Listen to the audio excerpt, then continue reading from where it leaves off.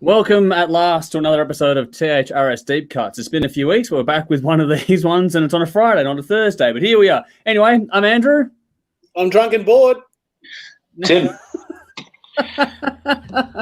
And here we are. It's been a bit of fun tonight. We got a bit to get through, as always. We're going to talk about the latest releases from the Raven Age and Florence Black. We're also going to talk about a little bit of a dug-up classic from Megadeth that's recently been re-released, I guess you'd put it.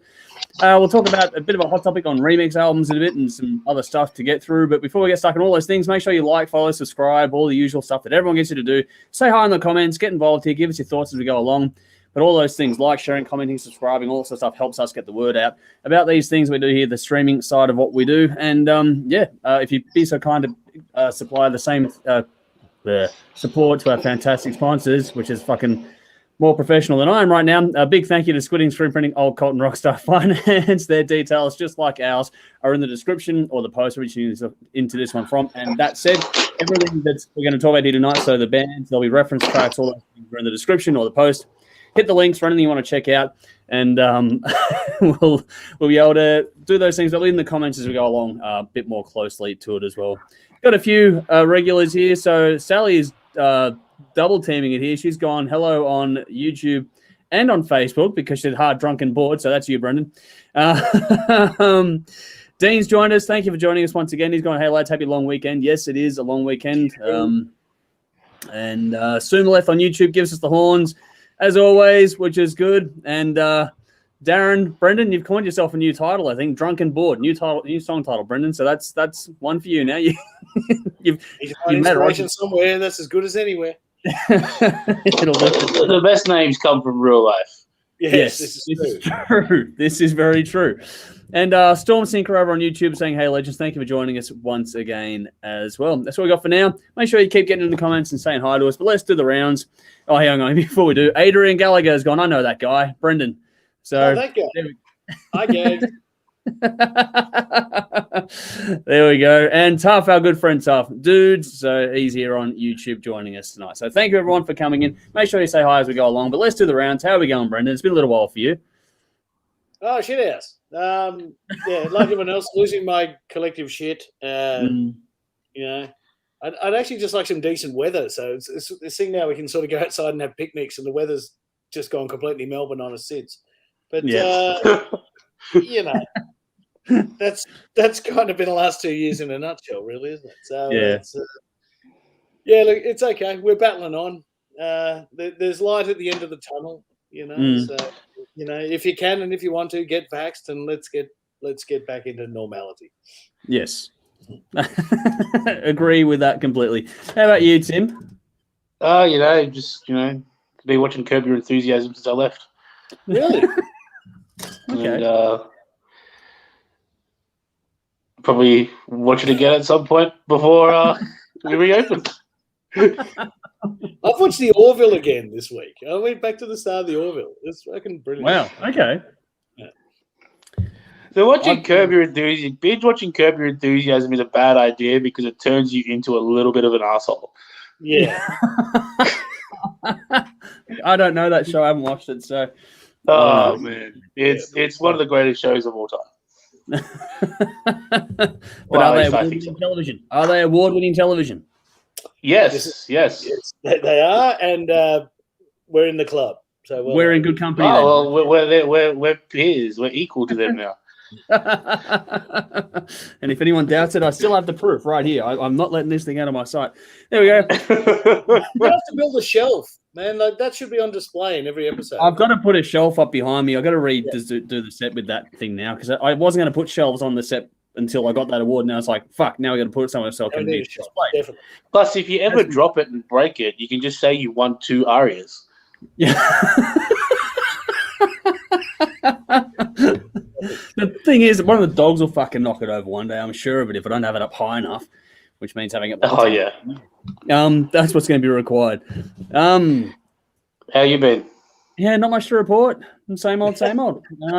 It is what it is. We're all here. We're all just sort of counting down the days now, I think, is what we're all looking forward to. We're all watching those numbers, but for a different reason now. But everything's pretty good. Can't complain too much. Planning a Zoom birthday party for one of our kids tomorrow. But everyone, and watch the grand final as well. We'll see what happens. I don't know. Really not a lot to do. Just work, come home, do this, go to sleep, do it all again the next day. So, I don't know. Should we do a tip for the grand final? I think we should. I was going to get to that in a second, so just let me do the comments. I did have that where great minds think alike, Brendan, so here we go. Tuff's gone, how do you... I've just been watching Project Blue Book. Now I'm scared shitless to go out. Well, that'll probably do it to you. I don't know what that is. Project Blue Book is one of those alien shows or UFO shows, I think. Tough, give us more info. Lee's gone. When you talked about the best ideas come from the real world, yeah, like we butter our bread with butter. That's one of the more iconic one of the all-time great bad names. Yes, very good. And Michelle, she's joined us Tony on Danza extravaganza. Yes, it's Tony.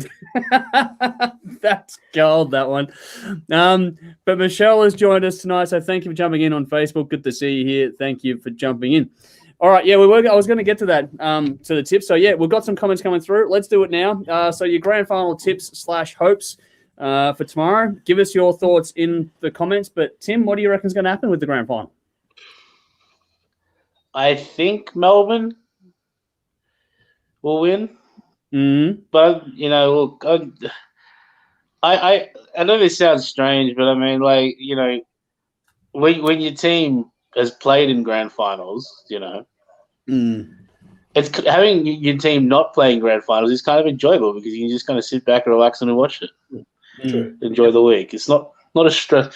Being in a grand final is not as fun as it sounds. Yeah. Especially when you lose them more often than not, like, you know, Collingwood. Yeah, I don't know that. Know the feeling. Yeah. Well. No, look, I think Melbourne will win, but, you know, it's toss for coin. It's a game of footy. No, best on the day shows up, wins. Okay, what about you, Brendan?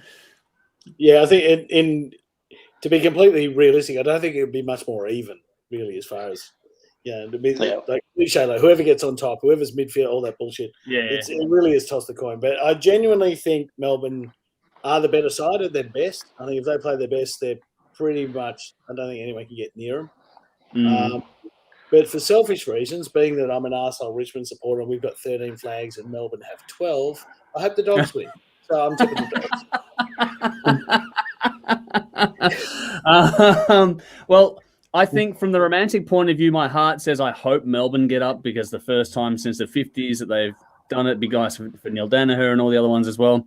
But my brain tells me that just on the run of form, Doggies have done this before and they're in a better shot to do it again. Having been there is something else. And I think there's having a week off for Luke Beveridge as the coach. It's like with the NFL thing, the coach after the bye week tends to do certain coaches do better. I think Beveridge is one of those coaches where if he has a bit longer to prepare, he'll have X, Y, Z plans in place. I'm not sure that Simon Goodwin has those up his sleeve just yet. So we'll see what happens. I think it's going to be close, though. I wouldn't be surprised either way. My heart hopes for Melbourne, but I have a sneaking suspicion Doggies just by less than 10 is what I would put on that one. But we'll see what happens. Got some comments, which is good. This sort of stuff's always going to get that going too. So Adrian, he's gone D's by 25, so pretty confident there. I thought you didn't watch football anymore, you hypocritical prick. Here we go. Nicole's jumped in and say hi on YouTube, so thank you for joining us once again. Tough answer to the question. But SPS, it's the so-called true stories that came from Project Blue Book studies. Okay, interesting that one. Back to before, but back to the tipping. Darren's gone Doggies, so thanks for jumping in there. Lee's gone Doggies, Dogs by 15. That's another. I don't think it'll be more than 10 points this one. What else? Hey, I hope not. The close game's always the best. Close games are good. Sean's gone. Being from W, have to cheer the Bulldogs as they are half our state's name in their title. Yes, well, there you go. And to answer your question, Sean, the grand final is tomorrow afternoon. I think it's 5:20 local time in WA. I believe, Sean. 7:20. Yeah, the games are like 7:30 here. Yeah. So yeah, it's late afternoon. So it's a twilight game tomorrow. That's what's going to happen. So I actually on this one thing, it's night for us. Yeah, it's night for us. It's twilight over there. But a few of us are being, football fans, obviously. Should we be making the case to move the grand final more to twilight, or do you just want to keep it at daytime? Brendan first. Yes, absolutely. It should be started about 5:30, 6 The whole tradition argument's absolute fucking horseshit. I'm sick of hearing about it. Traditionally, all games that day at 2:08, whatever the traditional time was. So, that argument's nonsense. For as far as entertainment and stuff's concerned, like Roman candles in the middle of the day just look fucking ridiculous. Yeah. Halftime entertainment during the day looks sad. Just do it properly. Highlight. And I think NRL has actually shown it well. Night, I don't think works. I think night is too long to wait. I understand why they do it in WA. But if it was in Melbourne, back in the sort of traditional spot, I think that 5:30 start would be ideal. Yep. Tim, you agree or disagree? Personally, I don't really care. Controversial. Wow. But okay, so here's what we're honest, right? So I've been to 6 grand finals. Wow. And one of them was because there's the draw and then the replay as well. Yeah. Okay. Yeah. True. All right. Right, and we do a friend of mine does the barbecue in the car park, and we're there at 7:30 in the morning. I don't think I could last until 5:30. That's the honest truth. No, they're at 7:30. It's not that fun. Yeah, I was waiting for that. But that's where half the fun, man. Half the fun of grand final day and playing in grand final day is being able to drink for breakfast. Yeah. You Richard have been in grand finals. Don't tell me you didn't have a beer for breakfast. For 2 of them, yeah. Exactly. That's part of the fun is being able to have a barbecue and a beer for breakfast. And I honestly don't think I've seen people at these barbecues not make the 2:30 game. So yeah, but man, that's pace yourself. And the game started at midday, and I still can't remember the game. So exactly. So the time the game at least I could say I was there, as opposed to I was in the car park and I passed out before the bounce. You do lunch instead of breakfast, which I think makes more sense. Worked in the US with tailgating for years. Well, you can do both. But that's but seriously, I don't care. I think it's a storm. I think this whole argument's a storm in a teacup. It is definitely a storm in a teacup. When your team wins, they could play it at 2 in the morning. It really wouldn't. Exactly. Yeah. That's it. No, I'm for moving it. I think just fucking get it done with now. We all know it's more money and better viewing and all that sort of stuff. We've got Adrian's jumped in to say boo 2:30. My old man is as traditional as they come because he used to be an umpire and he loves the old time slot, but I'm against it. I'm like, nah, fuck it, just move it, get it over and done with. Stop the debate. Just whatever, get it over and done with.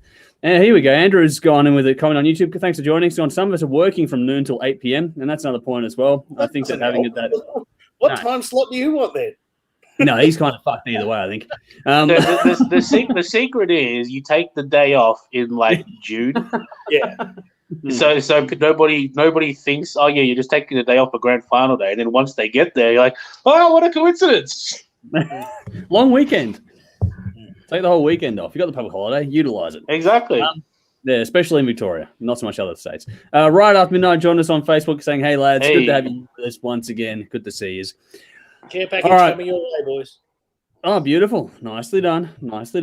All right, let's get into some hard rock happenings. Make sure you give us your thoughts. And also, while I've got people's attention, we've got a poll going. Our previous post for the day is to do with our top 10 albums of the last decade, so anything from 2011 till now, just about, is in contention, or it was.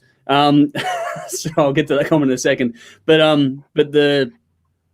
get into that post and give us your votes on the albums that are selected. It's all been polled. I know there are some people complaining in that one saying, why the fuck isn't, for example, Megadeth, Dystopia in there? It's like, we didn't choose these ones. We polled the audience and it's gone through a few rounds of voting and whatever's not there didn't make the cuts. This has just been a process of elimination and hopefully this is the last round apart from tiebreakers. So get in that and vote for your favorite albums of the last decade from that list. All right. Nicole said before, don't follow it. Also, don't care when it comes to the AFL. So there we go. That's the other side of the coin as well. To kick off some hard rock happenings, let's get into some new singles that have been dropped. Let's talk first and foremost about Guns N' Roses, the Hard Skool single. And I'm putting that in the link right now. So it's in the description or the post. It's also in the comments now. Go and check it out. This is Guns N' Roses, Hard Skool. That's the video. We're just going to talk quickly about this single being released. Let's go to you first. Tim, what do you think of it? Great guitar tone. Okay, yeah. Pay that. Look, it's a Guns N' Roses song post Appetite for Destruction. It's all right. It's not stadium filling band good, but it's all right. If this is the second best song on the album, though, then I'm looking forward to the album. Well, we don't know if there's going to be an album yet. We'll wait and see. Now here's the question I want to know: how many Guns N' Roses fans who made fun of nu metal bands for spelling their things deliberately wrong are telling me this song is awesome? Yeah, I'm over the shitty spelling. That's done. Fuck that. Just spell it right. We don't. It's I don't know. I'm trying to imagine present day Axl Rose on a skateboard with that in mind, and it's just not a good image in my head. But anyway. Well, yeah, they're it's an average song. There's not much really to say about it, to be honest. Brendan looks like he's got the agreement nodding away there. So, any thoughts from you there, Brendan? I was trying to think of something glowingly positive to say. I think Tim nailed it. Guitar tone's wonderful. Song couldn't be any more average. It's just if you were, those programs where they pump a bunch of stuff in and say, "Give me a Guns N' Roses song." It's kind of what I'd expect to hear of it. It's got no passion, no punch, and I know the argument be, this was from the Appetite for Destruction days, and it was, Izzy. Yeah, you know what that means? That means I've had no fucking ideas for 30 years. Yeah, like. If this was on Appetite for Destruction, it would be the 13th best song, and for bloody good reason. It's nowhere near as good. It wouldn't have made it on Use Your Illusion either, and that had a lot of dead wood. So it's okay. It's a good rock song. But, if a new band came through and churned this out, you'd be going, whatever. That's Absurd was an interesting... I actually found Absurd to be a more interesting track. At least it kind of had some sort of sound dynamics and stuff, which would have pissed off a lot of rock fans. But I thought, okay, at least they were sort of doing something with it. I don't think it's good. Yeah. It's okay.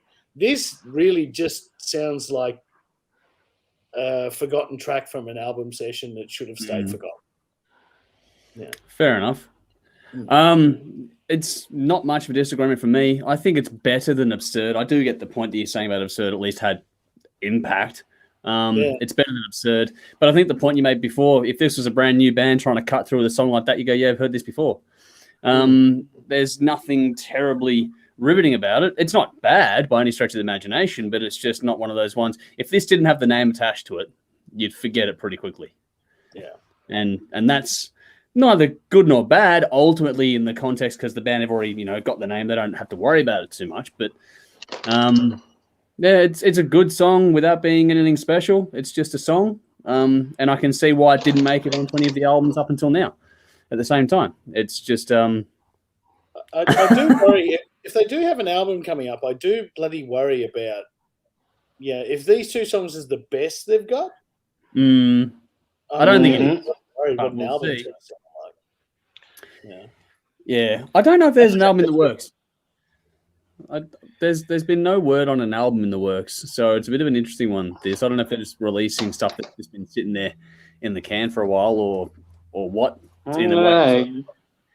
They've obviously spent time in a studio recording tracks, which is and they are touring continuously now. So I would expect an album.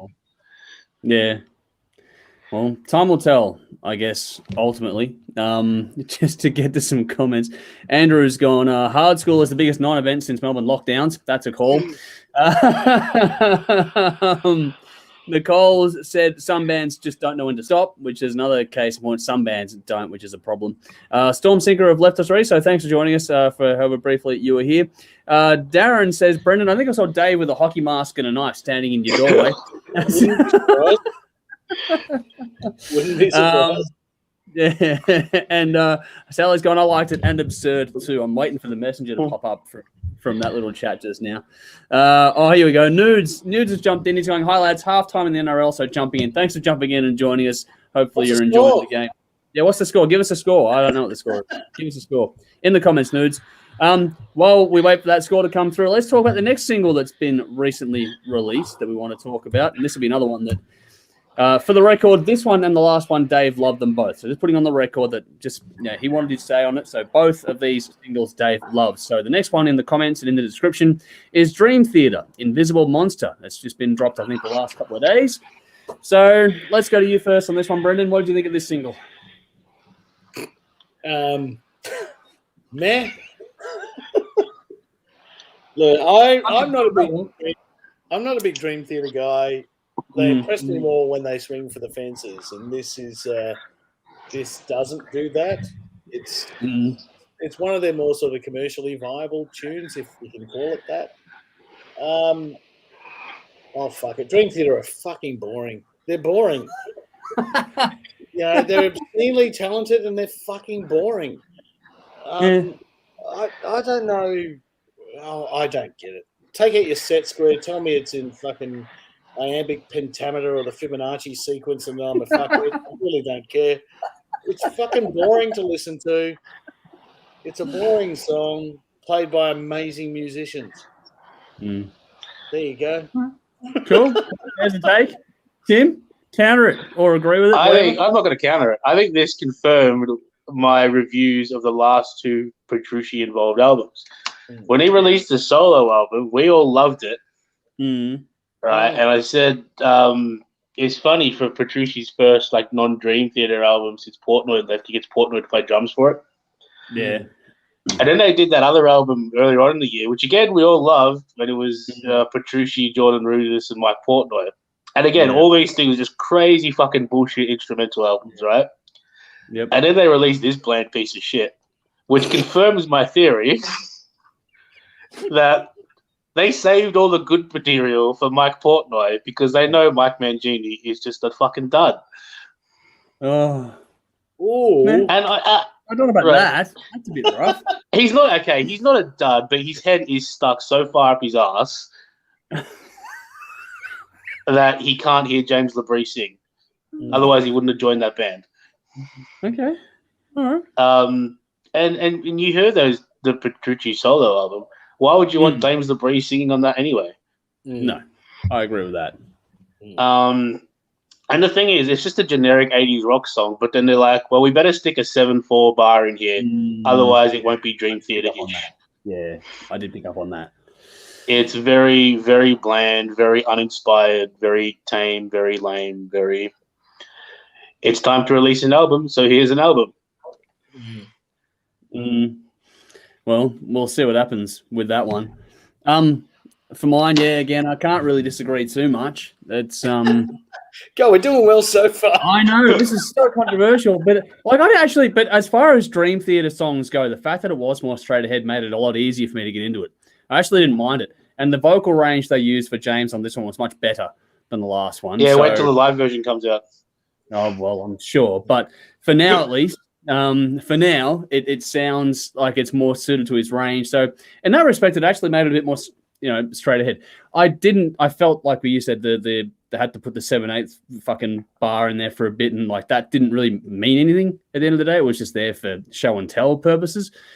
But overall, the song was a bit more straight ahead. So for me, I'm not a huge fan, but this made it a bit easier for me to sort of take it in, because usually they drive me nuts with the complete night of left and right turns they take. So take of that what you will. So it's probably slightly more positive than what you guys have posited there for everyone to take in. And on that note, Adrian's gone, ooh, Mancini a dud, #controversial.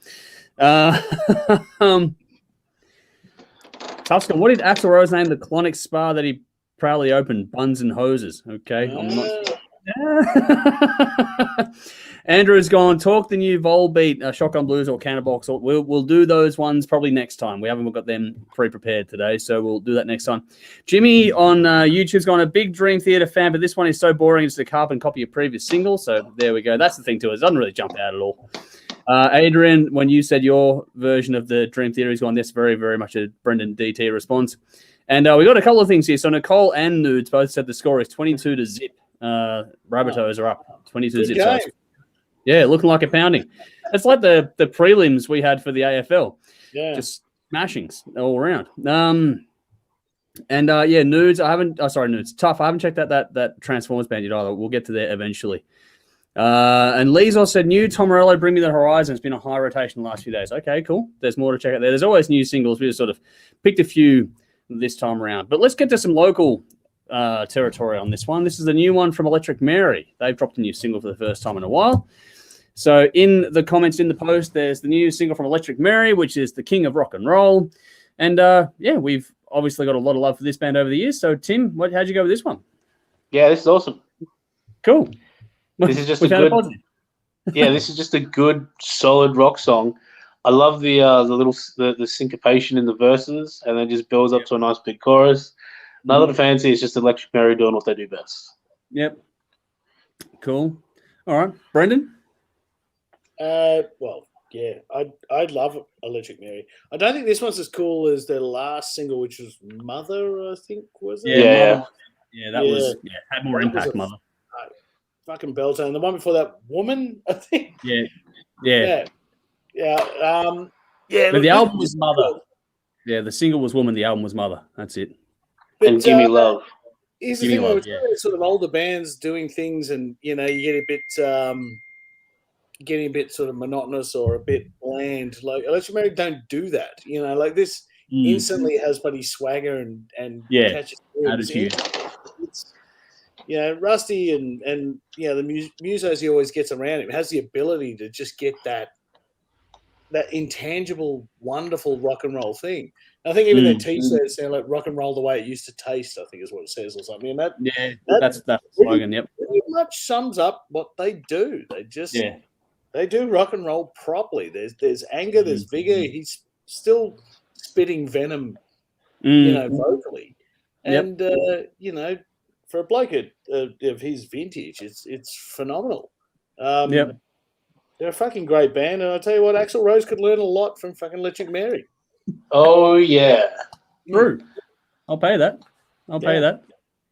2 thumbs up. Cool. Alrighty. Oh, we're going to go 3 for 3 on this one too. I liked it. I agree that it's not as impacting as Woman or Gimme Love, but it's one of those ones where, in the same vein that Mother was, it's more of a slow burn track. The more you sit with it, the more I go, oh, hang on, there's a bit going on in this that's something to really take in and enjoy. So it may not have that immediate sort of impact that you want, but it's one of those ones where you'll put it down, you go, hang on, let me go back to that again, and you will do that pretty quickly. What I really enjoyed about this one is something different. A couple of things. One is that I think Rusty actually produced this one, so he's got his producer's hat on now, which is pretty cool, and it's come out pretty nicely in that regard. The okay, Adrian, I see that comment. I'll get to that in a second. I'll put it up now. Fuck it. He's just gone, ooh, spitting venom. Good reference. So for the Actually, that was only intentional. I know. It is even better now when you think about it like that. I didn't think about it either, but yeah. There's a subconscious thing working away in the background there. Obviously. But well done. But the accidental one, there you go. There's another song for you, Brendan. But I like that, Rusty's produced it, and it's come out pretty bloody good in that respect. So it sounds good, all those things. It's very nice to listen to.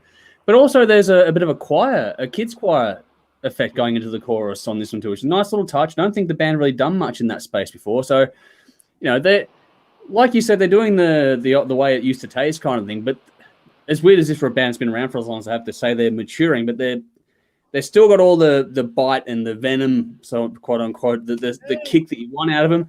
But at the same time, they're also, I know that Russ is a huge fan of Glenn Hughes, and so it feels a bit the same sort of thing. Like Glenn Hughes still has everything in his arsenal and more. But also added to that is just going along by being a bit more mature and knowing when to sort of slow it down. He doesn't go a million miles an hour all the time, and that's what Electric Mary have learned to do as well, kind of thing. And that's what was so intriguing about the Mother album. And so this new single has made me very happy to hear what comes out next. We'll see what happens.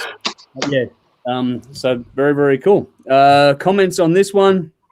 We're going back a bit. Sorry. Sumla said, just listening to the Dream Theater track now. Don't mind it. There we go.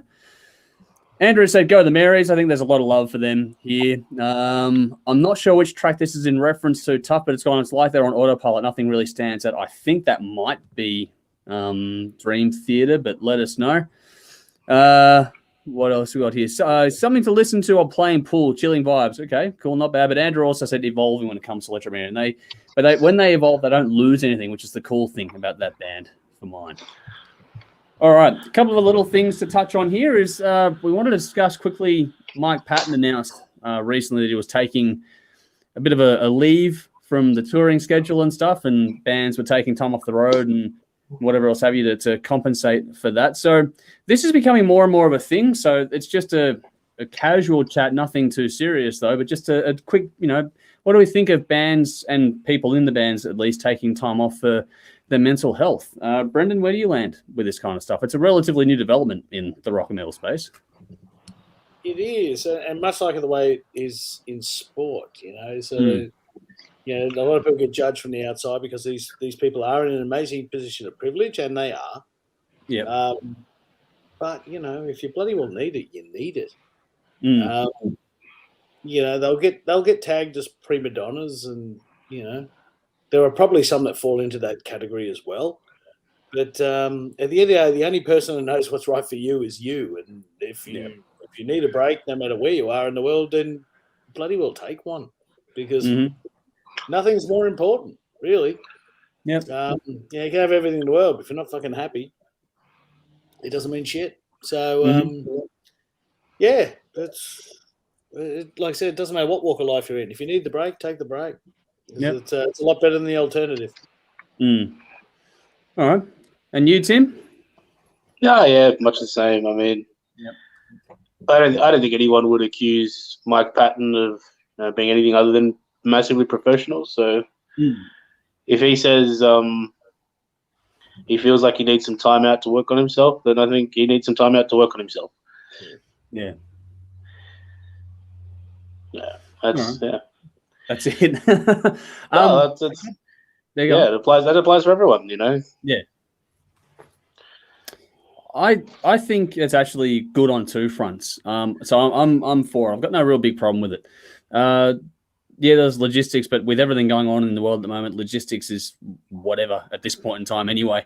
But we've seen not too distantly in the past, Chris Cornell and Chester Bennington both take their lives due to mental health and whatever other reasons they got going on. I think that it's good that we're getting to a point where that conversation is being had before it gets to that stage. So we're learning a bit, and also this helps to normalize it in society as well. So, of course, bleeding heart lefty, whatever else, but I think we're at this point now where we have to acknowledge it. It is a thing, and it's just a matter of just getting on with getting right, so get yourself healthy well, because honestly, when you want to see a band, you want to see them at the peak of their game, not someone who's just going through the painting the numbers in and just hoping for the best. We've all talked in the past about the infamous shows where someone's going to go off the rails in a heartbeat. And yes, they make iconic stories, but when you find out the consequences 6, 12, 18 months or a couple of years later where someone's gone, it's not really worth it at the end of the day either. I'd rather see them kicking around to do more. Or if they don't want to do more, they can at least go off and retire into the sunset and go fishing. I don't care, but, have them around to be there for those that mean more to them, because honestly, there are families at the heart of this as well. It's easy as fans to forget that stuff. But I think it's important to have the conversation, have to be present with people. And like I said, it's good that it's getting more normalized in this regard as well. All right. Got some questions on this one as well. Tough made a joke. He goes, I know I'm dead against it. Keep making music for me. Only joking. Some people need time off to reset, all the better, which I think this is why it's becoming good that it's a normalized conversation. Andrew said, if you haven't experienced it, you have no idea. My son has depression and anxiety. I've learned a lot. And I think a few of us have seen people we know go through some stuff, and that's, where we get to learn through osmosis in that regard. Andrew says, another Andrew, we've got a few of them kicking around tonight. Mental health is always king. Adjusting to life over the last years will take a toll on anyone, regardless of profile, status, or popularity, and that's another thing to take into account with all this as well. Absolutely. Adrian says, Mike Patton has constantly worked in multiple bands for nearly 3 decades. If ever a bloke needs a break, well, then there is one there for sure. And Sally's got, I'm all for mental health. Upkeep, doesn't matter who it is. Even when you've got tickets to every fucking show and it's Metallica and Slipknot, well, that still hurts. But James comes first. It's all good, with a bit of a sniff there in the background. That one's we all had tickets for that one. Yeah, I get the frustration, but at the same time, if the trade-off was that you get that would be the last time you saw him, that would be the worst outcome, I think, and more so for his family, like I said, than us as fans. Tuff's gone. What is really our fanboys are the problem here that just won't leave him alone, and that's a part of it as well. And Lee also agrees Van deserves a break besides Devin Townsend, which is true.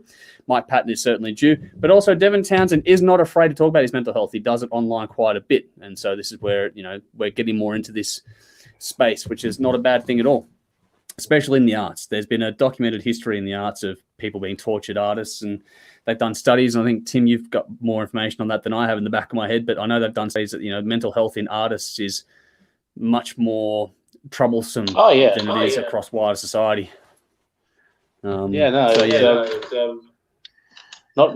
good thing for your mental health. So you should take care of yourself. Yes, please do, all around. One last thing to touch on here, Uncaged Festival. It's a new festival being announced for all Australian and New Zealand bands. Have just unveiled the first band as well for their lineup, which is Caligula's Horse. It's something that's going to be kicking around, I think, early next year, March sort of stuff. Have you got any thoughts on this one, guys, when it comes to a new Aussie festival? It's promoting predominantly, well, it can only build around Australian, New Zealand bands at the moment. So what do we think of this as an idea? Tim? Well, I have a couple of bands if you're looking, so I'll gladly play twice. I mean, yep. Look, the more the merrier. I mean, so long as these things are drawing, then awesome. And I mean, we're all looking to go to gigs, and so let's have them. Especially if we do complain a lot when festivals don't put Australian bands on there. So we're doing it around solely Australian bands, and more power to them. I hope it draws well. Yep. What about you, Brendan? Mate, I wish every music festival was bloody successful, to be honest with you. Even the ones that have really shit music on them.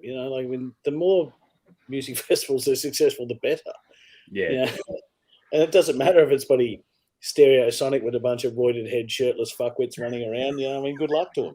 But because it's better than running around the streets punching cops in the head or whatever the fuck those morons do. No, look, this sounds really good. And I think, is it Silverback behind it? Yeah, I think so. Yeah. Yeah, which is great. I mean, they're putting their money where their mouth is, and I don't think you can ask for any more than that from a bloody promotional joint. The promotional joints ever get a bad rap. It's for hoarding the cash. Well, they're doing the opposite. They're investing their own coin and trying to build something. So I'll support it all the way. And here's hoping they're building something that's fucking brilliant. Yep. And again, I'm in a band, and I'd like to be on it too. So, call us. We're going to find it. We're right here. Yes. Quick one here. Adrian jumped in with hashtag shredded the stereo. I remember those days. Yeah. Look, I actually think it's a good initiative, and like you said, they're at least putting in the effort. It's easy to sit on the sidelines and have a crack and criticize and all those things, but if you're putting in the effort, good. All for it. The more the merrier. And if any of them are watching, then cool. Happy to help out if we can.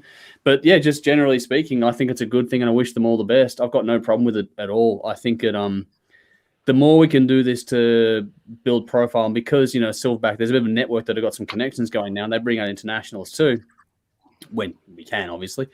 But hopefully this gets a bit of a media kick as well with some of the connections that are there. So hopefully it'll do that thing where you start to see some of the more homegrown talent get a bit of a leg up. And there's always that hope. I don't know how realistic it is, but there's always that slim hope that something like that will kick off and do really good things for everyone involved. So fingers crossed. And Caligula's Horse are not a sneeze band, so they're pretty good. That's a good get to announce first up. So we'll see what happens next, but definitely going to be keeping an eye on that. And I reckon there's more than enough talent in Australia and New Zealand to keep this thing going for quite some time to come. And if they can do this one good for the first time and then bring it like a bigger name for a headliner in a year or more later on, and it can build into a big festival, then built predominantly on local bands, that'd be fucking ace if that becomes the final destination for where this thing's headed. But we'll see what happens.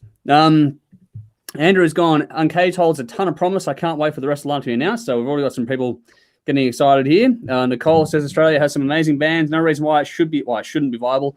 Works in America, and some of those bands are just so there we go.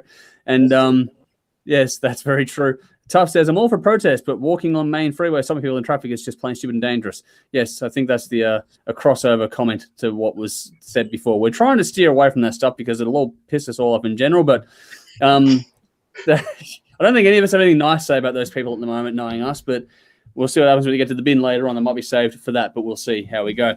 All right, before we get to the reviews, one more topic conversation here, the actual topic, which was inspired by the chat behind the scenes, which is funnily enough because Dave, it'd be good if Dave was here for this sometime because he loves the Guns N' Roses and the Dream Theater stuff, and he was against this stuff where a few of us here were not whatever, we didn't really care about it. This is remix albums, the old dance remix albums, Nine Inch Nails, and a few other bands used to do these things. I think it was brought up because of the conversation took on a turn when Mick and Dave were talking about demanufacture and remanufacture and all that sort of stuff coming out, and became a bit of a contested idea behind the scenes, I guess, from people in different camps. So where do we land on the idea of the old dance remix or remix albums in general with this? It's something that hasn't been done as heavily as it was for a while, but it certainly seems to be coming back a little bit. So what do we think? Tim, over to you first. Well, one of the reasons why industrial bands exist is because there are people who, shock horror, like multiple genres of music. You know how somebody got the idea to have electronic sounds in a rock song is because somebody liked electronic music and rock music and decided, well, let's put the two together. Yep. And then eventually someone decided there's a remix album. Personally, I wouldn't listen to one. Yeah, I own a fair few of them because I'm a Nine Inch Nails fan, so I own a few of them, and I've listened to a couple of them. I'm not the biggest fan of them. I'd rather just listen to the albums. But I mean, if people buy them, then who gives a shit? Yeah. Let people listen to what they want to. Yep. Cool. Brendan, what about you? As a general rule, I would say I don't like them. But on the other side of that coin is that when they're done well, it's really good. And you'd be hard pressed to find. Yeah, a metalhead that's at some place pissed out of their fucking brain and like someone will put on a remix version of Seek and Destroy or some shit. They'll like it at the time because it's a damn sight better than the other shit they've been forced to listen to for the past 4 hours. Yep. Particularly helps when you're pinging out of your brain, I'm tipping. I've heard. I wouldn't know. Yeah. Heard from a friend of a friend. Yeah, a guy I knew that now can no longer taste vegetables said that but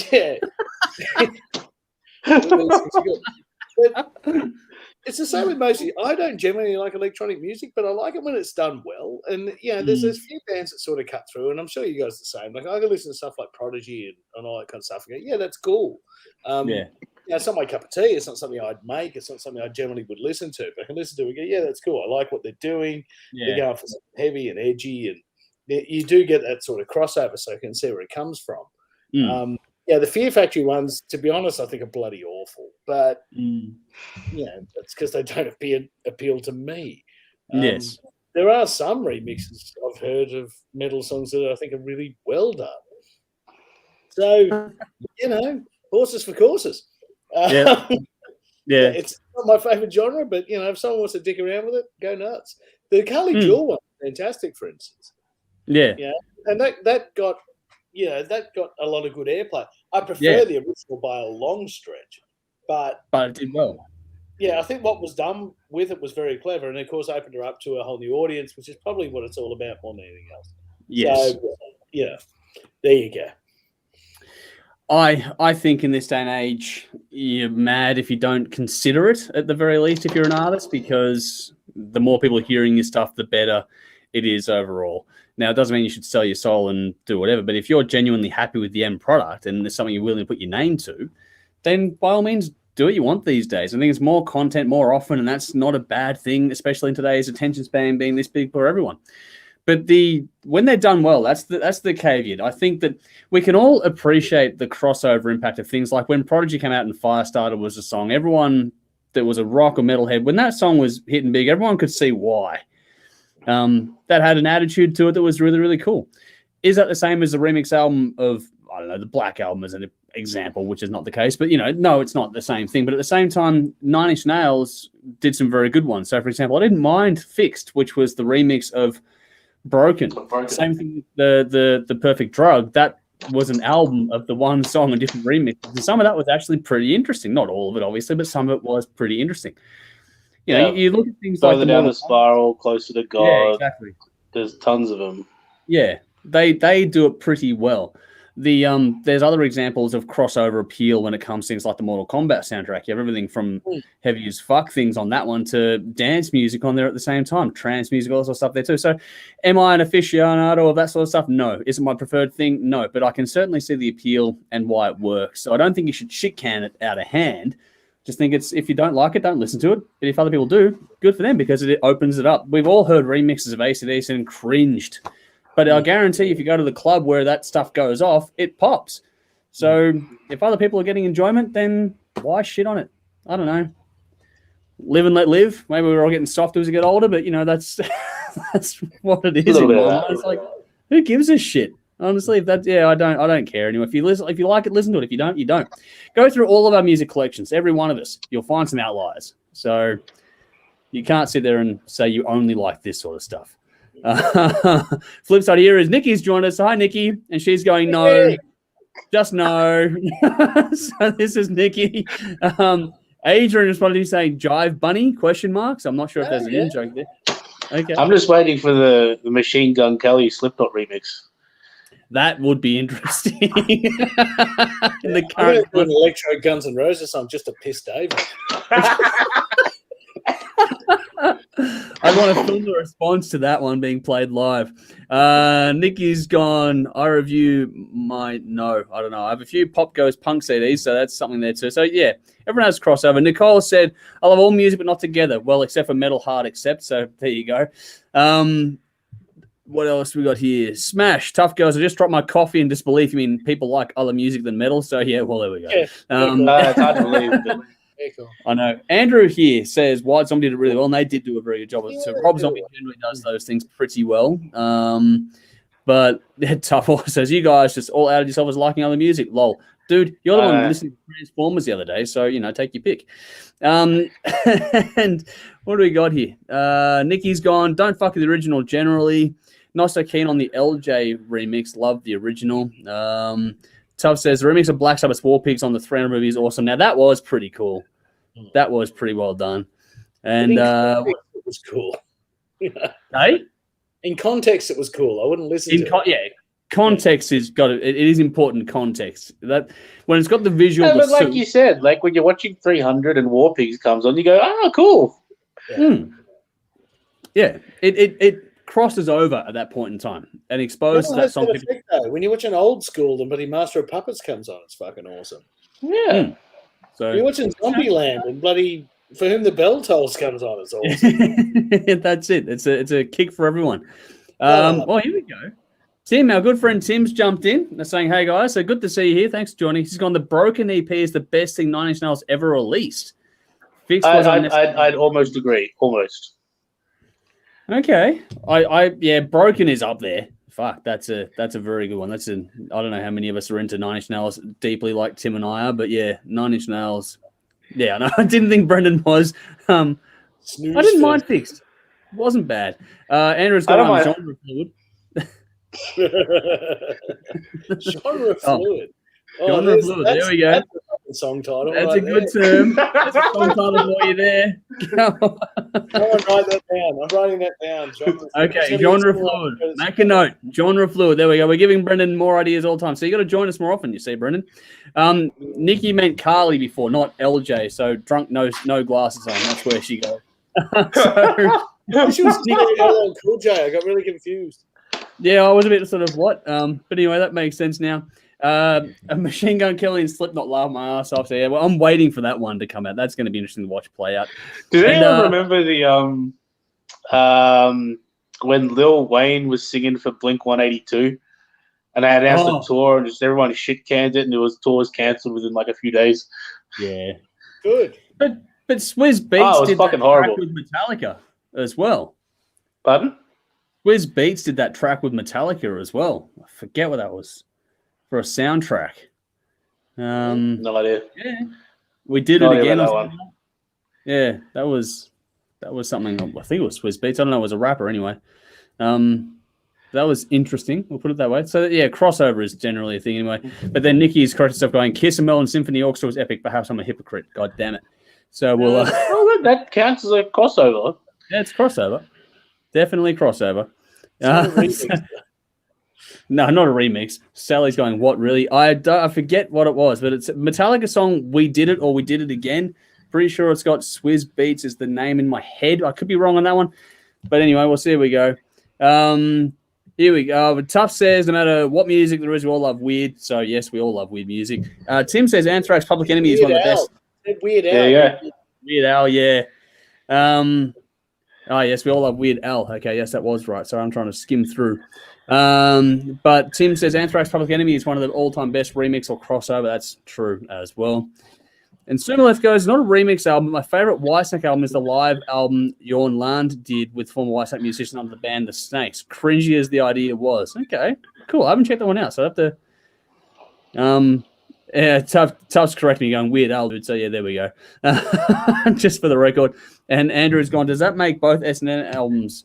They're not remixes. Not remixes. Yeah, we've sort of gone on a tangent at this point in time. We've gone from remixes to crossover. Let's just keep it to remixes. It's just interesting sort of stuff there. Here we go. Nikki's going, I want to hear Ethan Am Orange remix Touch Me by Samantha Fox. Tash would slay that. Yeah, I'm down. Yeah. And Sally's also gone John 5 and the Demons. That's fruity. So, yeah, we're getting some interesting ones now. John 5 does different stuff in general anyway. I'm looking forward to his album coming out next month, I believe, too. If everything's like his last album, oh, God. Yeah, but see, Brendan and I both loved his last album. You walked out of that one. That was a pisser. What's wrong with that? Yeah. No, we both loved it. Tim, we'll have to see John what 5 happens. is great when he's got somebody else telling him what to play. Oh, shit, that's fucking harsh. All right. All right. From there, let's do a review. All right, we've got 3 albums to talk about here tonight. Let's do this one. It's a bit of fun. We're going to talk about a band. I need a pee break in the middle of this. The way this is going. Are you struggling already, are you? Oh, you've been drinking all day, haven't you? So we've been on for an hour and a quarter. Oh, been live for less than an hour. No, but you and I have been waffling. All right, I'll go first, and you run out and go take a piss. Okay, cool. Alrighty, so yeah, leave now because the first review is going to be Florence Black. Okay, Brendan. So come back with your notes ready for that. Yeah. Alrighty. So, all right. So in the comments, in the description, post, whatever else, check it. The reference track is "Sun and Moon" by a little band called Florence Black. So the song "Sun and Moon," band Florence Black. That is your reference track for this one. So our first review tonight is Florence Black, Weight of the World, 10 tracks, 36 minutes, the debut album from the Welsh band, released September 2021 independently, produced by Ramesh Dodangoda at Long Wave Recording Studio in Wales. 2 singles have so far been released in Can You Feel It and The Sun and the Moon. This one comes after a few EPs and singles, was very hyped up by a few people in our lounge. So Tim, I know you're here, so you're one of them. And also, I think recently, Brad Marr from Massive called this album a contender for Rock Album of the Year. So this has been very, very hyped up. Does it live up to it? Tim, over to you. Yes, it does. Brad is correct because this is everything I want in a modern rock album. It's first of all, it sounds modern. There is it's when I say that, I mean, I know it sounds like there's newer rock styles influenced in here. Like it's very genty, it's very funky, and it's very bullshit and percussive. But it's also got some throwback moments as well. It's just a classic rock album. Played incredibly well. I think the swing all over this thing is just infectious. I think the The dynamic changes. I think the performances are fantastic, and I think it sounds fantastic as well. I think everything. Yeah. There's not much here that didn't. There's not many boxes here that didn't get ticked. So I think this is great from start to finish. Listen to every track; they're all fucking awesome. Yeah, 9 out of 10. I don't know why I took a point off, but I did. Can you feel it? It's my heart. Okay, cool. Brendan made it back in time. So what about you? I thought it was really cool, but I wanted to hear your intro. Can you do that again? Like, who is? Do we know these people? Is it a new band? What's going on? It's a new band. It's their debut album. They've done a few EPs up until now. They're from Wales.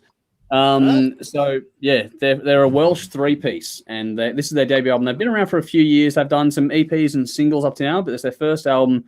Was recorded and produced over there as well, and it's been hyped up. I know that Tim Caterson loves them a lot here. He's been he's in the chat now actually, and then also Brad Maher in the lounge. I think today or yesterday called it like the hard rock album of the year for him, or potentially.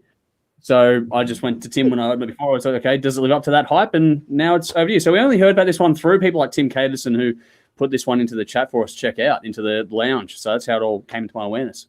Sweet. All right. Yeah, because I mean, obviously the name of the band's a bit weird.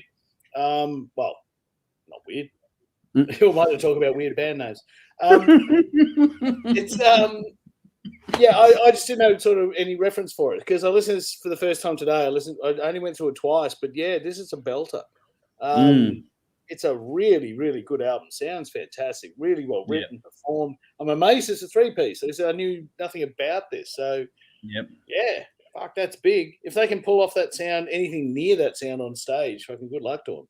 I don't know how they would do that. I kind of feel they would maybe need a fourth to really fill that out. But anyway, that's their problem, not mine. You listen to the album, it is phenomenal. It is really well written. Lyrics are really solid. Yeah, I noticed that too. Yeah, well written, not wanky, pretentious, not overly, rock and wankery. This is just really well-written songs, well thought out. The structures are great. Like Tim was saying, sounds fantastic. Hard to fault. Yeah. If you like rock and roll, bloody hell, this is really hard to fault. This is a great album. I also gave it 9 out of 10. I loved it. Highlights for me were Black Cat and Can You Feel It? I thought it was incredible. Nice. Well, let's make it 3 for 3. This is a boring fucking night all around. I'm sorry, folks. We're all in agreement here tonight. This is actually heavier than I expected, to be honest. And it's big and punchy.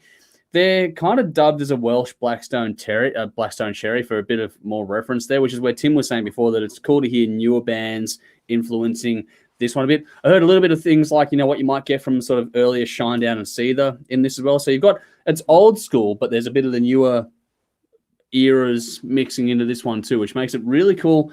And that the riffs and the impact it has just sort of shine there.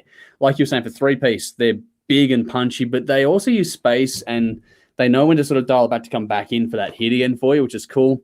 I think that the way the guitar, the drums, and the bass all play off of each other was really nicely done to really fill that out. And just, I don't know, I liked what they did with the different elements doing their thing, but when they came together, it was like that surf crashing sonically, and it was really cool. I like the tones on this. The vocals are great. The lyrics are great. It's pretty straight ahead stuff. There's some groove, great hooks on this one as well. But I like the softer stuff they did just in moments here and there, like the opening on Sun and Moon was a nice touch. There's a good ballad on this one too. Grove Street right in the middle was a nice touch on this. This is the whole thing that, it's a good time, not a long time kind of record. It's a shorter one, but you'll be toe tapping and more in no time. And not a lot of solos, but when they do come in, they're very tasty, very well done. Again, the performances across the board are fantastic. I reckon these guys with Ragdoll and Blackstone Cherry will be a fucking good night to see live. That'd be a fucking ripping 3-band lineup.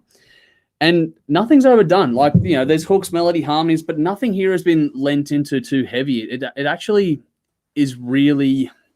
I don't know, it might be a case of the EPs in the past has really served them well as to know when to sort of walk away kind of a thing, so they don't try and milk it too much. They just sort of leave you, they hit you, they walk in, and they get out again. I don't know. It was really well done. The thing flew by. It felt great from top to bottom. I've got to go and check out those EPs as well. There's a few of them there too. Like, this is one of those ones where if you like this show, if you like what we do in general, check this band out. This is one you got to listen to. I gave it a 9 out of 10 as well. So it's 3 for 3. I think the only reason why I didn't get a 10 is because it didn't quite grab me heart and soul as much as some other ones have done this year that I have given a 10 to.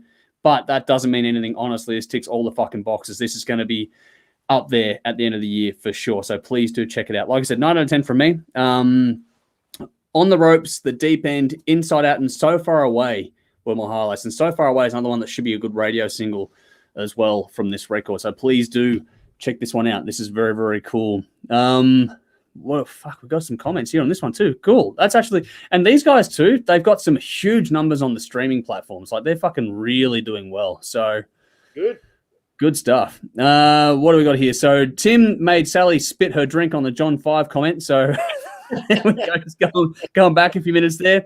But on to the band. Nicole's gone catchy hooks, which is definitely the case with this band for sure. Benjamin from New Zealand's joined us. Thank you for joining us. Good to see you here once again. Here we go. Tim says, I've been following these guys for a year or so. I've been very eagerly waiting for this album. It doesn't disappoint. Good to hear it didn't disappoint you at all. Lee McDonald, they do a good version of Budgie's Bread Fan. I haven't checked it out yet, but I did see that when I was going through their stuff, so I want to go and check that out. Tough goes, this is a really well-balanced sound. It got all instant sub, and now if I can only go to JB Hi-Fi and find it and buy the album. So there we go. So there's an instant fan grabbed right there. Nice. Adrian's gone, just watch the Florence Black clip. Remind me of Come Said the Boy Mondo rock style, but the chorus is just heavy enough. Check out the other single as well, though, man. Don't just lean into that one. Check out the other one before this one. That's a heavier one. And Lee says, discover these guys via Planet Rock recently was my suggestion last week to add to the review list. This is album of the year for me. It will be hard to top. Has replaced the Dust Coder's Mojo Skyline as number 1 for 2021 for mine. Jesus Christ, there's some high praise there. Well done. Fuck, okay, cool. And Benjamin's gone 9 out of 10 toilet seats. Wow, fuck. Yeah, well, to get all three of us agreeing this strongly on any particular album is uncommon. And like I said, it might be a bit of a boring night in that regard, but we all loved it. So yeah, check it out. Please do. From that one, we move on to the next band, which is the Raven Age. So that's the band you're looking for. The reference track is a new one called Wait For Me. So that is the Raven Age. Wait For Me is your reference track for this one. It's in the comments. It's in the description. And we'll go and talk about this album now. So this is the Raven Age with Exile. 11 tracks, 58 minutes. The third album from the English band. Released September 2021 via EX1 Records. 3 singles have been released, including No Man's Land and Wait For Me. Those 2 tracks are the only 2 new ones on this record, though. The rest is made up of acoustic covers from their previous album, the 2019 album Conspiracy, and also a handful of live tracks tacked on to the end of this one as well. So Tim went first last time. Brendan, over to you. Yeah. I was wondering how this would go. Yeah, bitterly disappointed. I like this band. I think I saw them. They supported Iron Maiden. I think probably bloody 10 years ago. I think. Okay. Isn't there a connection? Been around a while. No. Isn't there a connection with Iron Maiden and the bloody? Yes, there is. The son. Whereas I've got Harris's bloody cousin. Yeah, George Harris. George Harris is the guitarist in this band, so that's how it all came about. Yeah. So I saw him live before I sort of heard him and really dug it. Got their first, I'm assuming it was EP, and really liked it. But the new tracks, I mean, I don't know how this all breaks down. I think like new tracks were like first 6 or 7 or something. No, the new tracks are the first 2. Then the others are covers from the last album, which are acoustically done this time. And then the last 4 tracks are live, I think it is. Okay. This thing just absolutely fucking plods until it gets to the live tracks. I just found it really dull, uninteresting, uninspired, and borderline unlistenable. Then you get to the live tracks and fucking bang, here we go. It's a proper band again. The live tracks are great. Yeah. So why they would release this as an album has got me absolutely fucked. You'd like to claim it's a cash grab, but they're not big enough to go for a cash grab. So I think it's that. It's more of a COVID. I think it's just one of those COVID gap projects. Yeah, it's like for me. I tour a new album right now, so you're going to do something different. This left me wanting. In fact, it left me a bit pissed off because I like the band. The live tracks are great. So skip the first 6 6, 7 7. tracks. Both the Yeah. live ones. You might enjoy that. If you do enjoy that, go get their other stuff because it's really good. This one, not so much. I'll give it 5 out of 10 because the live tracks are really good and captured really well, but the rest of it's pretty much poo. So Okay. crack on. All righty. Tim, what about you? Yeah, more of the same. This is really There's a theme tonight. Look, I'm not buying the COVID release thing. This time last year was a COVID release. Now bands are playing again, especially in the UK. So this thing, what it sounds like up until the live tracks. The live tracks are great, completely different album. The start though took me the first 7 tracks took me honestly an hour and a half to get through. Because it sounds like they got the generic rock singer that they get on X Factor every year, and just stuck him on a Nickelback ballad album. That's what it sounds like, and he's doing this whole fake fucking bleeding his heart out singing thing, and it just comes across as completely phony. I don't buy what he's selling, and also I think these tracks are played poorly as well. I think there's no swing to it. There's no funk. Everything's just very straight and stiff, and there's no movement, no fun to it at all. There's no dynamics. It's just very lazy, boring, by the numbers. Please play my song, American Rock Radio, rock and roll. And this is it's a very defanged bullshit. I do get to the live album songs, and then they're pretty good because they're a good band. Okay. But yeah, I'll give it. Look, I'll give it a 3. The live tracks are really good, but like I said, it took me an hour and a half to listen to 7 songs. All right. No highlights. Just a 3. That's it. Yeah, no. I'm not dignified this with highlights. I was pretty safe in the assumption, but figured I'd double check anyway. I've heard the name kicking around, and it's another one that a few people in the lounge were talking about this band and very keen to check out the new album. So for me, I haven't really checked out a lot of their stuff before, so I was going in pretty blind. I've heard the name kicking around, but I haven't really dabbled. It is what you guys said. I didn't mind the first 2 tracks because they had a little bit of the electric undertone going to it. They cut through the solo, that sort of stuff. So the first 2 tracks are interesting enough. I think the acoustic tracks bleed into each other a bit too much. I agree with what Tim said. The pacing is all wrong in that regard. They just are the same tempo for a lot of it. I think what made it interesting to me was the use of the synth in the acoustic context. That worked pretty well. I thought the arrangements were good. The production, the arrangement, performances, I didn't mind them at all. I thought they were all pretty good. I actually liked the vocals. I thought that there was a bit of heart in it more than other ones picked up on. I didn't mind it. I liked the production. It wasn't too rich for this sort of music either. A lot of it, there's enough sparkle, but there was still a bit of grunt in there too.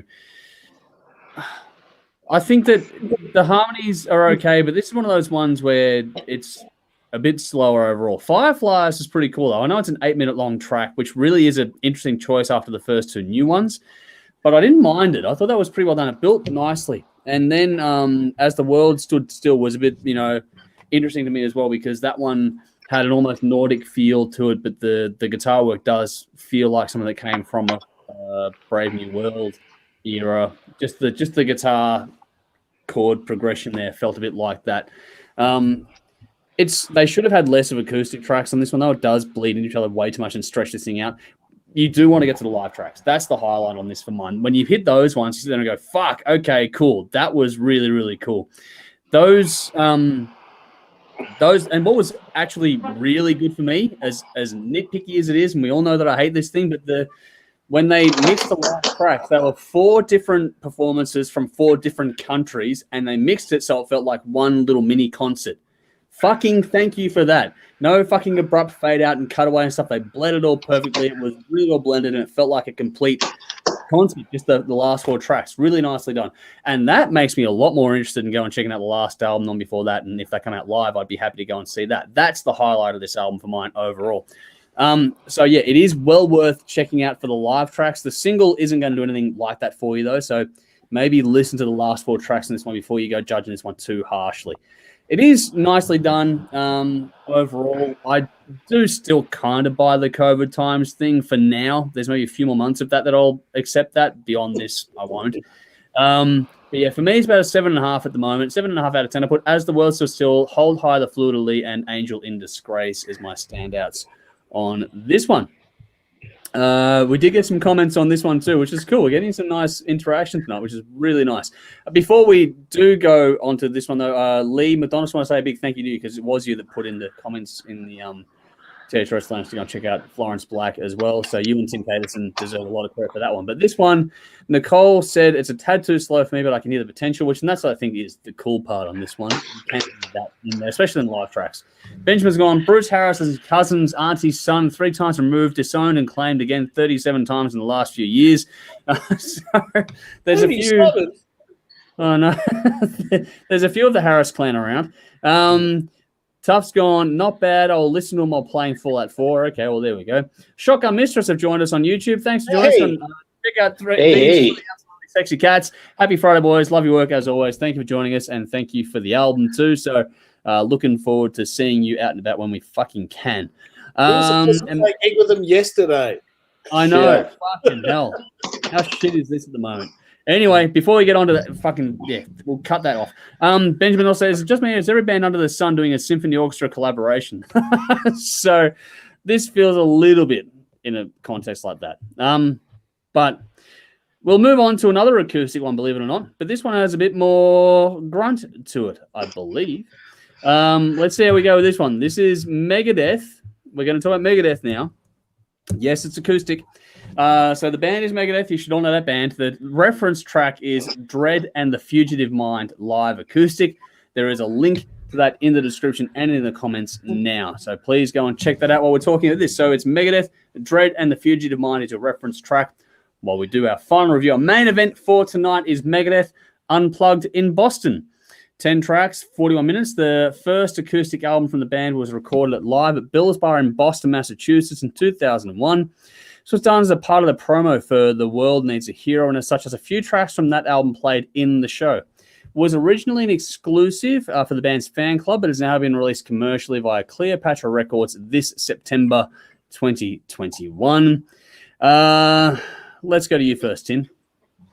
So I remember there was clips of this floating around like on the early days of YouTube, like pre-Google YouTube, and I think now what I thought of it then, which is this is simultaneously fucking awful, but also absolutely brilliant. It is one of those ones, right? Yep. Because like. How like when they get to the chorus of Holy Wars, it is just fucking hilarious. Hearing like Dave snarl it out with like these jangly acoustic guitars in the background, but at the same time, it just sounds like so much fun. Yeah. Brendan's off. And like, I'm not off. I'm here. But it is objectively awful. But again, like I said, it just sounds like they're having the best time, and everybody in the audience is just having the best time, and nobody else gives a shit. And that is really what we're all striving to do when we play music. So the fun is infectious, and it's not essential listening. I guarantee you there are going to be people who hate this. But if you just have an open mind and don't be a snob about it, then you'll probably like it. But yeah, it's an 8 out of 10. I don't know what my highlight would be. Probably Symphony of Destruction, but I don't know. I really don't know. Trust, the Dave's vocal delivery in Trust is quite spectacularly amazing. Okay, so I give it an 8 out of 10. I just gave it a number, man. All right. All right. Brendan, I know you were keen to do this one with us. This is one you've been hanging on for. If it wasn't going to be done this week, I was going to nix it because we couldn't get the deep cuts done as long as this one was on the fucking list. So we finally got there. You're here with us. So over to you. This is what's really funny. We haven't had enough yet. When you first put this on the list, I didn't even know this thing fucking existed. And I listened to it, and it was instant fucking bin for me. I thought it was the most hideous pile of crud I'd ever heard. And you guys know I love Megadeth. Yes. I absolutely love Megadeth. And I just thought this thing was fucking awful. Maybe it was my mood at the time. I don't know. But I was so ready to actually give this thing fucking both barrels and say it's the biggest pimply fucking bunch of dog turds you've ever fucking heard. But I listened to it again today, and for some reason, kind of enjoyed it. So, like, this review was kind of spot on. It's like it's awful, but it's kind of joyous in its hideousness. I don't know. It's like the thing is what it really comes down to is like Megadeth's music does not lend itself to acoustic for a start, and that's not the fault of their own. It just doesn't lend itself there. Dave's vocal does not lend itself to fucking an acoustic environment because he is a pretty shit singer. But fuck me. There are sort of moments on this, and I think it's because it's so like reverb, like saturated in parts that it really kind of hurts to listen to. But there are pockets where it kind of comes into it and you go, oh, this bit's all right. Honestly, if you're a Megadeth fan, don't listen to it. You won't like it. If you're not a Megadeth fan, don't listen to it. You won't like it. But, Selling. If you're a fan of this show, give it a listen. You'll get a good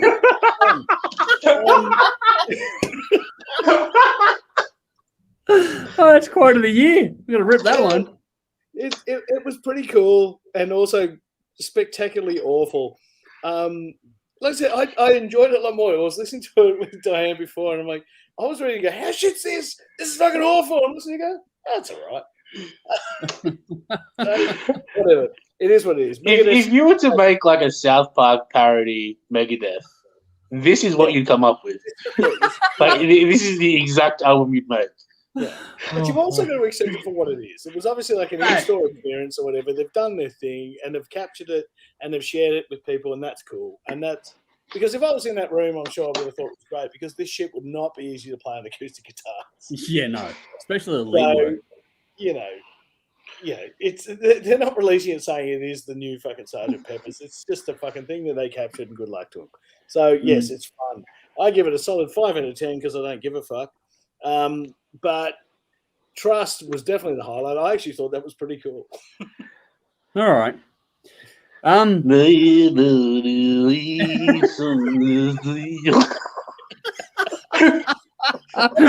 it.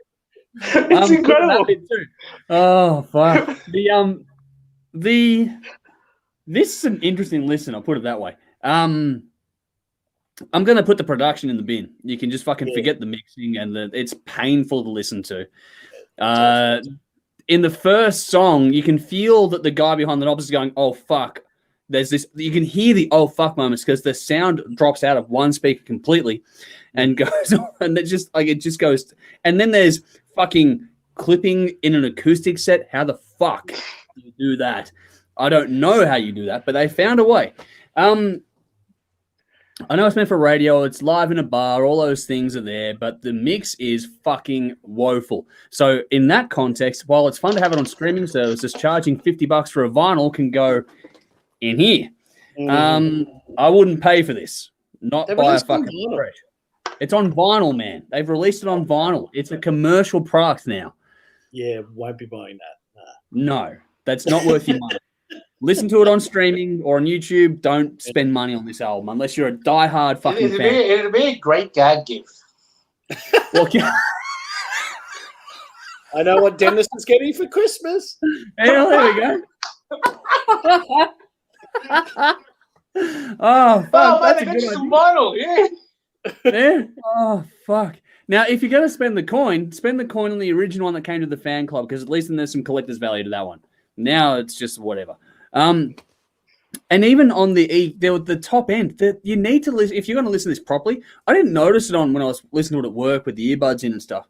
When I got home and I listened to it properly, there's the fucking top end of this is hissing and popping all the way through. You have to listen to this with a fucking EQ dial to take the top shelf on this. It's fucked. That's how bad it is.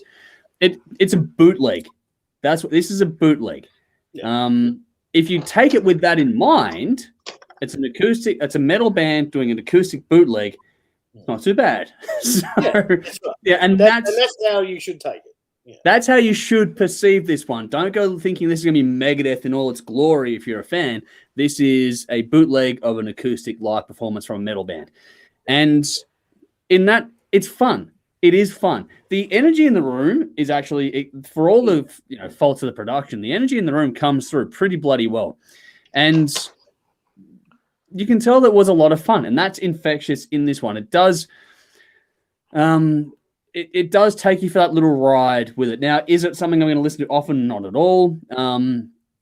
But it's not the worst thing I've ever heard either. The mixing is pretty horrible, but the actual performance, I know that Megadeth aren't really geared for this kind of stuff, but I didn't mind the arrangements, actually. I thought they did pretty well. There were some nice, interesting backing harmonies from Dave Ellefson on this one too. There was some, interesting little vocal parts going on there.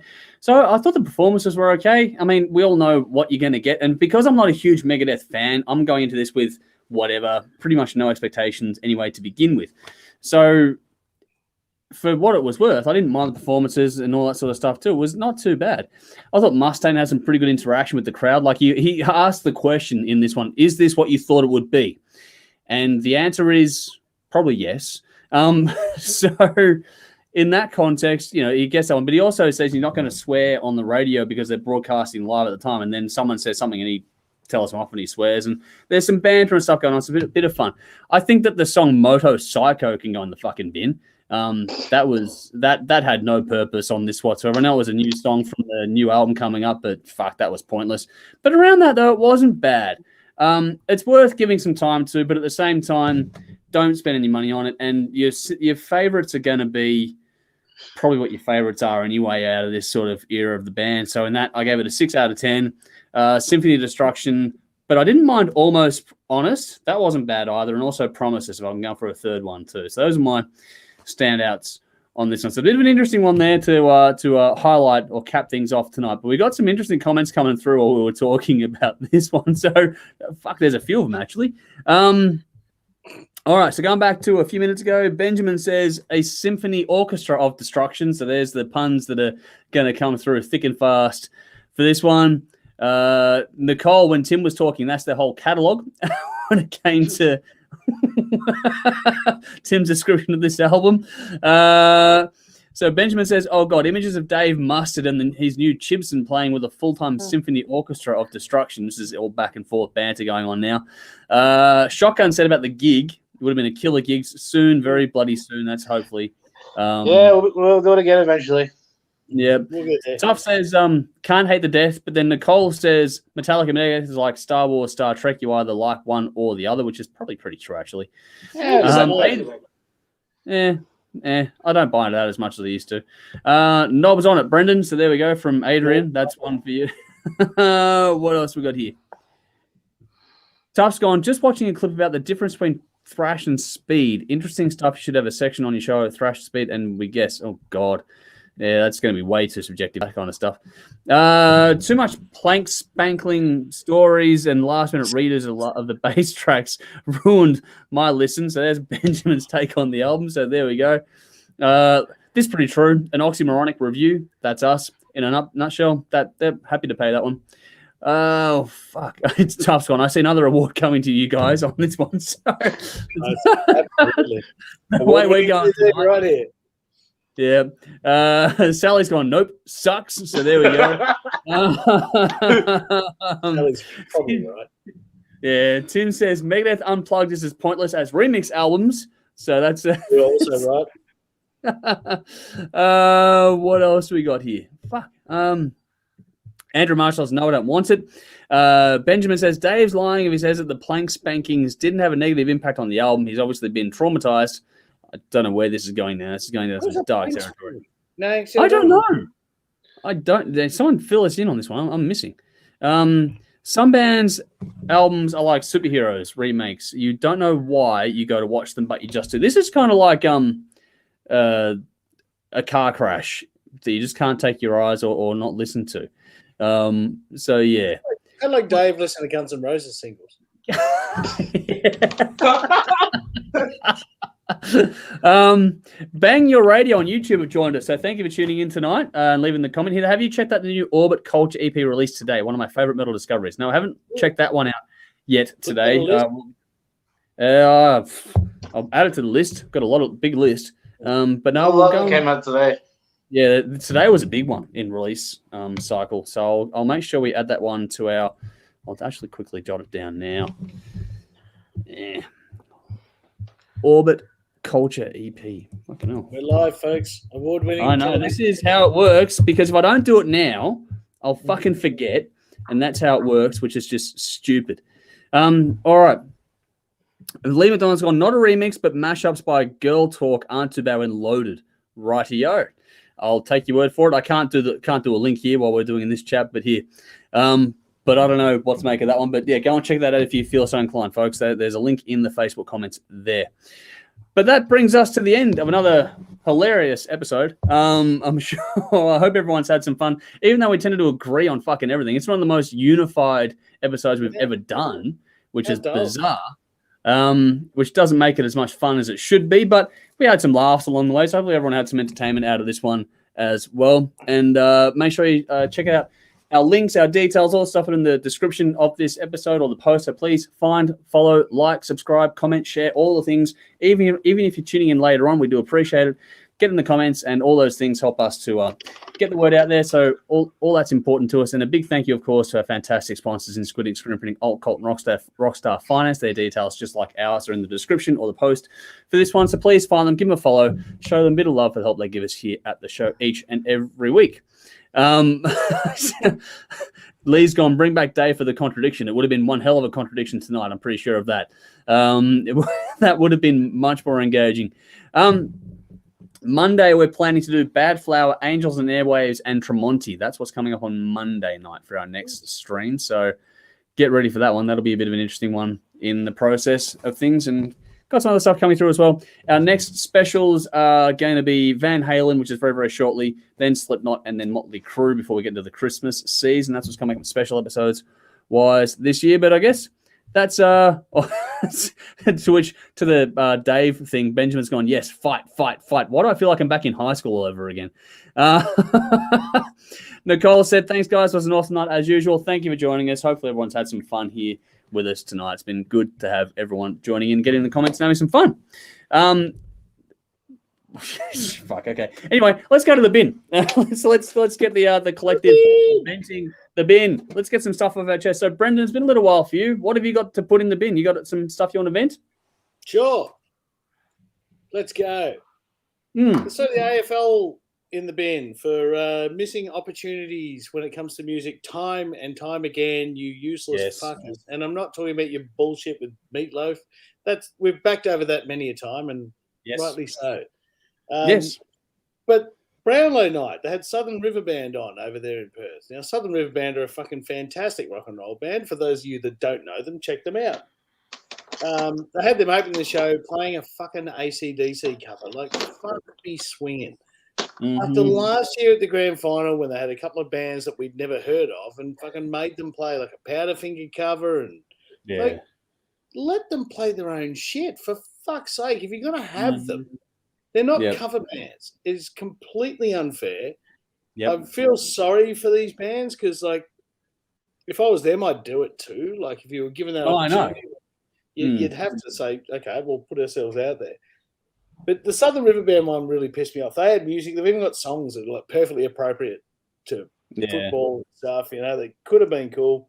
They're rock. They're simple, balls out, straight up fucking rock and roll. And a great band. You make him do an AC/DC cover, and I admire him for getting a little quip in at the end. I don't know if you saw it. Didn't see it. He said, if you like this, check out our stuff, sort of as it was fading out. And I went, nice call. But fuck you, AFL. It's a really piss poor fucking stance to make. Put them out there, let them show their wares. Yep. It's funny how they'll plug, up their Kazela, which is from an Australian artist, an original song, and then they make these guys fucking play covers. It's just bizarre. Anyway, Tim, your turn. What do you got for the bin this week?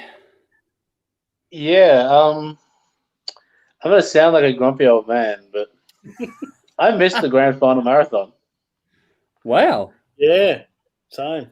I really do miss the grand final marathon. It was part of the magic of grand final weekend. Mm. It just doesn't feel the same now. Yeah. Oh well. Used to be there, sitting up all night. Yeah. Drunk out of your brain, speeding off your tits. I've heard. I don't know. Well, that's the only way to survive till the game. I've heard. Yeah, allegedly. Nah, look. To be honest with you, the winning a grand final is the fucking greatest thing ever. Yeah. I say, like, grand final week does suck, and I mean, I remember, the second guy would win a prelim. You'd wake up the next day and just go, oh fuck, this week's. And it's the most stressful fucking week. But the day you win a grand final is the fucking greatest day of all.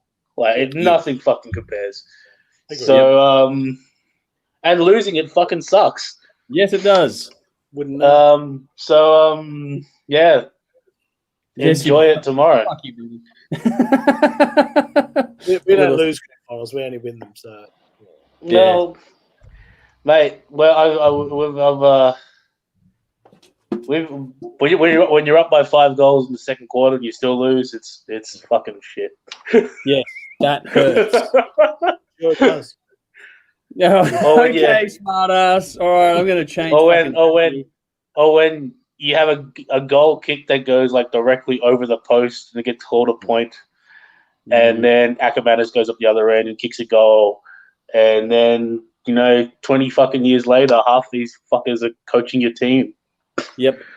What about the one from the boundary line when you were in front and he kicks the goal and just to make you lose like right at the death? How'd that one go? Yeah, that one. Yeah, I remember that one. Yeah, I haven't watched that one. I have not watched that one. I was watching the game at the Collingwood thing, and I have not watched the replay. I've not seen the television broadcast of that one yet. Yeah. You know what else is? You know what else is a bin actually? Like, no, seriously. So like, having like that Brisbane side from 20 years ago was fucking great, but I fucking hated those guys. And seeing half these guys coaching Collingwood now is just a little bit painful. Yeah, but one of them's coaching Carlton as well, so you got that up your sleeve. Yeah, it got me up my sleeve, but I mean, it doesn't. It doesn't fill me with enthusiasm. Fair enough. Hey, you know what? I'm going to go opposite you. I'm actually pretty enthused about the next season. I reckon they've made some good pickups. I'm pretty happy with the coaching appointments. So we'll see what happens. Yeah, I know, but I know we spent forever hating them, but if they win us a flag, it won't matter. So if they win us a flag, it won't matter. However, if we finish anything other than winning a flag, I reserve the right to call him a fucking arsehole. Okay, fine. I'll go with that. I live with that.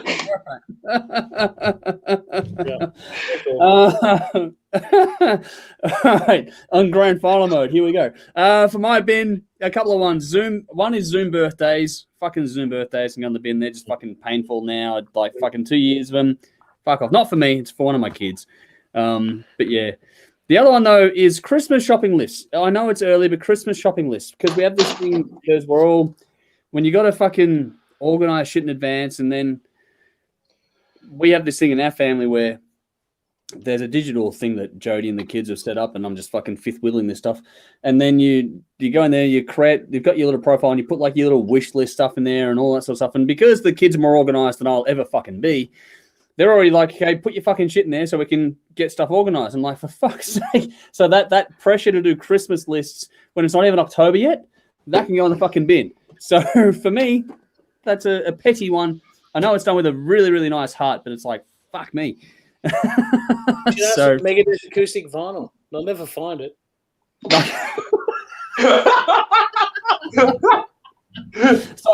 So I can then re-gift it to Dennis.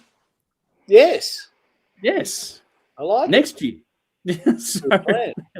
But that brings us to the end. We've got a few comments here to go through as well. All right. All right. So, Benjamin says, sending love to THRS, so thank you for joining us tonight. Liam McDonald said, appalling treatment of SRB, soul-destroying experience it would have been. I'm glad they got the quip in there at the end. Tubb says, normal TV with those renovation shows and reality TV for the love of humankind. Get the fuck off the air and put some decent movies or docos on. Hey, give us prime time. We'll make it entertaining. Yes. And we'll keep swearing. Yeah. Sally says, yay, Tremonti, boo crew. She's drunk, so thanks, guys. She made it. That's nice. Crew? No, don't boo crew. No. I have words. No, we're going to. It's going to be interesting. Jody will have words for sure. Adrian's gone, where's Carnival when it came to the WA entertainment for the grand final? Yeah, that's a fair argument there. Tim Cater says, Birds of Tokyo are as shit boring as Powderfinger, so there's another one there as well. Agreed. Didn't turn up. No. Someone's there playing Powderfinger, which is even worse. Stupid. But yeah, Birds of Tokyo are boring as all fuck. I do agree. Soonerleth asked, there was a grand final marathon. I think the point was there wasn't one this year, so No. we've all missed And that. we're not talking about running. We're talking about television all night, so we can get drunk and watch football. That's it. Yeah. Look at all. I don't know this for a fact, but when you go out there and say Tim has never run a marathon, I'm pretty sure that hasn't happened. None of us have. I've sat on my couch and watched the Olympics and criticized marathon runners before. I haven't even done that. I'm not that I've brave. marathon, and Never again. I did twice. I did. I was supposed to win Rush the '92 Barcelona Olympics, but slept in because of the radio alarm. It happens. Here's one for Brendan. Adrian's gone. Recall the '96 night at mine. So there's one for you there. No. Obviously.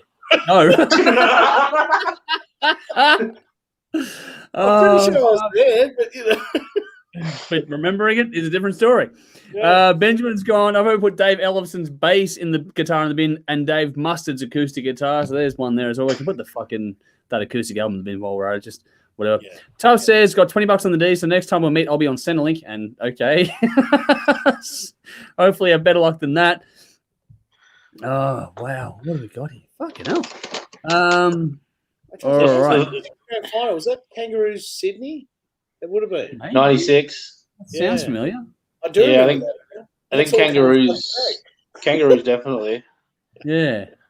Yeah, Kangaroos Sydney. That's the one where Buddy Lockett and Paul Roos didn't win. Yeah. Yeah. That's I remember right. that. Yeah, it's okay. Cool. Good on you, guys. Good. Yeah.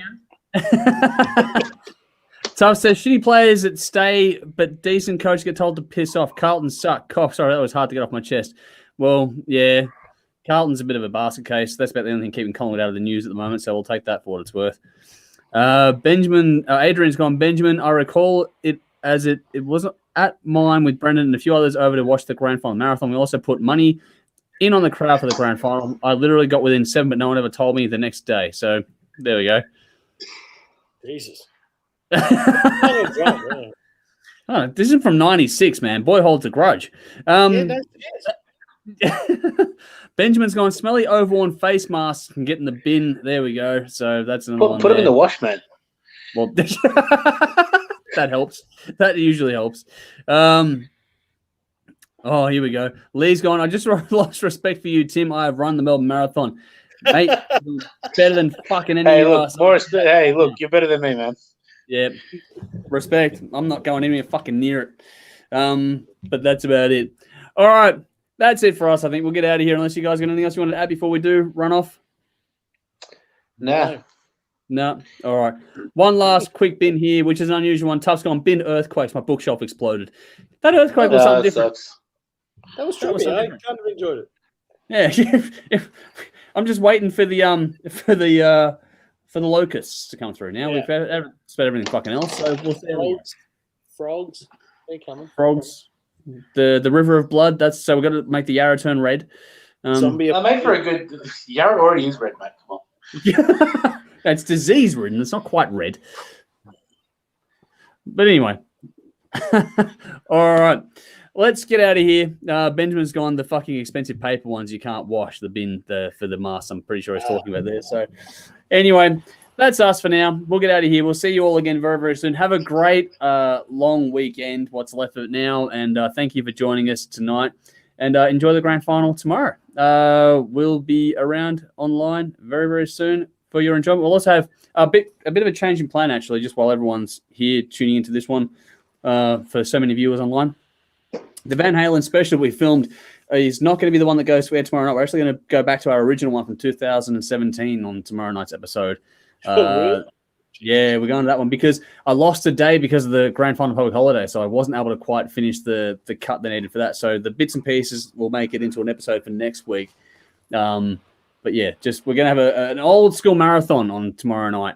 So when you're all loaded after the game, just sit back and watch us with that in mind. That's probably a good weekend to do it if I'm honest. So not going to matter. All righty. That's it for us. Thank you all so much for tuning in. We'll see you all again very, very soon. Until then, I'm Andrew. Brendan. Tim. As always, Drink up. Rock on. Class.